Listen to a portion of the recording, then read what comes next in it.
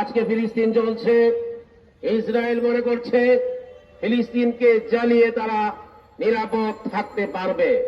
ফিলিস্তিনকে জ্বালিয়ে মধ্যপ্রাচ্যকে অশান্ত করে ইসরায়েল শান্তিতে থাকতে পারবে না, পারবে না, পারবে না।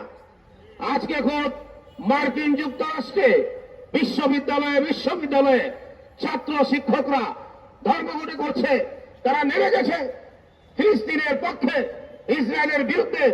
দেশে দেশে আন্দোলন চলছে, কিন্তু বাংলাদেশে রোজার আগে আন্দোলন চললেও আমরা সেই আন্দোলন আর দেখতে পাচ্ছি না।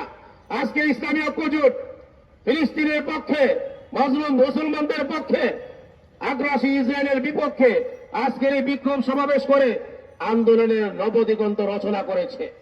এই আন্দোলন চলবে যতদিন পর্যন্ত ফিলিস্তিন মুক্ত না হবে, যতদিন পর্যন্ত আল আকসাকে আমরা মুক্ত করতে না পারবো, ততদিন পর্যন্ত আমরা রাজপথে আছি, থাকবো ইনশাআল্লাহ।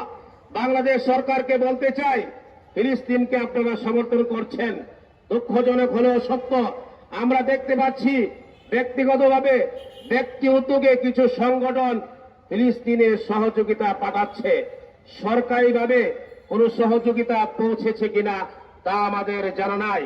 সরকারকে বলবো, অনতিবিলম্বে ফিলিস্তিনের মজলুম মুসলমানদের জন্য মানবিক সাহায্য পাঠান, তাদের পক্ষে থাকুন, নৈতিক কর্তব্য পালন করুন। সংগ্রামী তাওহীদি জনতা, আজকের বিশাল সমাবেশে এই মুহূর্তে মূল্যবান বক্তব্য রাখবেন ইসলামী ঐক্যজোটের কেন্দ্রীয় নেতা মাওলানা আশরাফ আলী জিহাদি।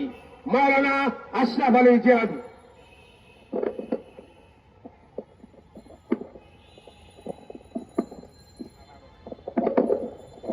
আসসালামু আলাইকুম রহমতুল্লাহ। সংগ্রামী তাওহীদি জনতা, আজকের আমাদের এই উপস্থিতি আমাদের সকলেই জানা আছে। যখনই বাংলাদেশে বা বহির্বিশ্বে কোন ইসলাম বিদ্বেষী কার্যকলাপ শুরু হয়, তখনই আমাদের মুফতি ফয়জুল্লাহ রহমতুল্লাহ আলাই তিনি সর্বপ্রথম রাজপথে নেমে পড়তেন এবং তার ডাকে সারা বাংলাদেশে তৌহিদি জনতা মাঠে নেমে পড়তেন। ঠিক তারই প্রতিচ্ছবি মুফতি ফয়জুল্লাহ সাহেব দামাত বরকাতুহুমের নেতৃত্বে আজ আমরা এই মহাসমাবেশে উপস্থিত হয়েছি।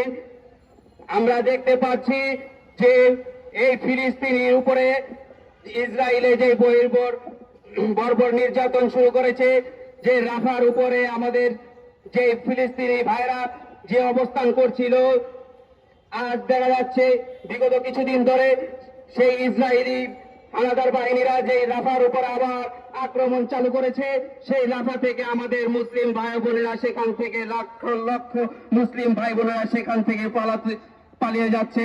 আমরা বলতে চাই, তোমরা ইহুদিরা কিছুতেই পার পাবে না। তোমরা যুগ যুগ ধরে যেভাবে নির্যাতন করে যাচ্ছ, তোমরা তার জবাব পেয়েছ।